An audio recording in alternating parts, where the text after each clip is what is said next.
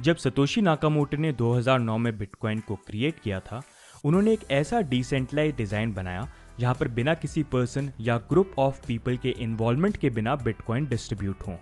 ये innovative idea था bitcoin mining का, जहां पर बिटकॉइन माइनर्स को बिटकॉइन ट्रांजैक्शन वेरीफाई करके सक्सेसफुली नया ब्लॉक जनरेट करने के बदले में कुछ बिटकॉइन एज अ रिवॉर्ड मिलेंगे। और ये बिटकॉइन माइनर्स में डिस्ट्रीब्यूट कैसे होंगे, उसके लिए सतोशी नाकामोटो ने बिटकॉइन प्रोटोकॉल में कुछ रूल्स रखे।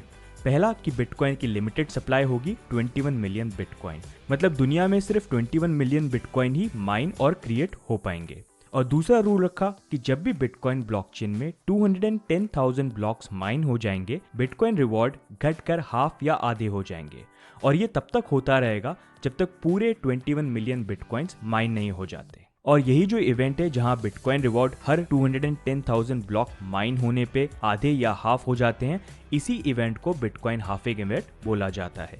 इनिशियली जब 2009 में बिटकॉइन स्टार्ट हुआ था, तब माइनर्स को सक्सेसफुली एक ब्लॉक माइन करने पे 50 बिटकॉइन एज अ रिवॉर्ड मिलते थे। अंटिल 2012 जहां पे बिटकॉइन का फर्स्ट हाफिंग इवेंट हुआ ठीक 210,000 ब्लॉक के बाद, जहां बिटकॉइन के रिवॉर्ड 50 बिटकॉइन से घटकर 25 बिटकॉइन हो गए। और उसके बाद दूसरा बिटकॉइन हार्विंग इवेंट हुआ मिड 2016 में एट ब्लॉक नंबर 420,001, जहां बिटकॉइन रिवॉर्ड 25 बिटकॉइन से घटकर 12.5 बिटकॉइंस हो गए। और बिटकॉइन रिवॉर्ड्स इसी तरह हर हाफिंग इवेंट में घटकर आधे होते रहेंगे जब तक पूरे 21 मिलियन बिटकॉइन माइन नहीं हो जाते, जो होगा साल 2140 में। तो आई होप अब आप समझ गए होंगे कि बिटकॉइन हाफिंग क्या होता है। पर यहाँ पे सबसे बड़ा क्वेश्चन ये आता है कि बिटकॉइन की सप्लाई को लिमिटेड क्यों रखा गया और ये हाफिंग इवेंट क्यों रखा गया। तो इसका बहुत आसान सा जवाब है law of supply and demand.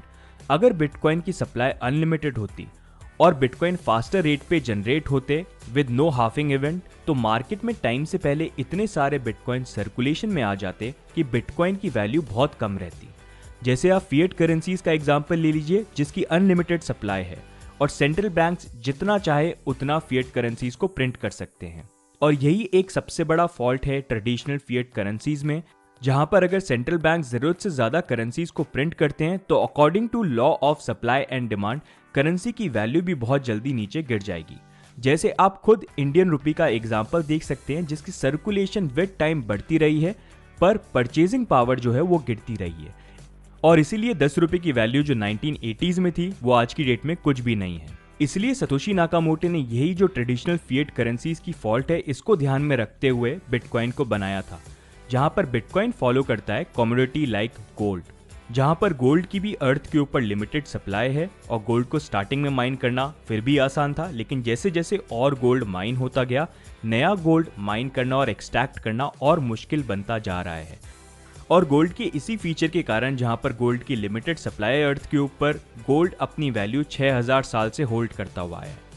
और इसीलिए सतोशी नाकामोटो ने बिटकॉइन की फीचर भी गोल्ड की तरह ही रखे, जहां पर गोल्ड की तरह बिटकॉइन की भी लिमिटेड सप्लाई हो, वो स्टोर ऑफ वैल्यू हो, और जैसे जैसे और बिटकॉइन माइन होंगे वो और हार्ड हो माइन करना, ताकि गोल्ड की तरह बिटकॉइन भी अपनी वैल्यू ओवर द ईयर्स रख पाए, जो अभी तक बिटकॉइन कर पाया है। और अगर आप बिटकॉइन का प्राइस चार्ट हिस्ट्री देखेंगे तो गोल्ड की तरह बिटकॉइन की भी प्राइस ओवर द ईयर्स बढ़ती हुई आई है।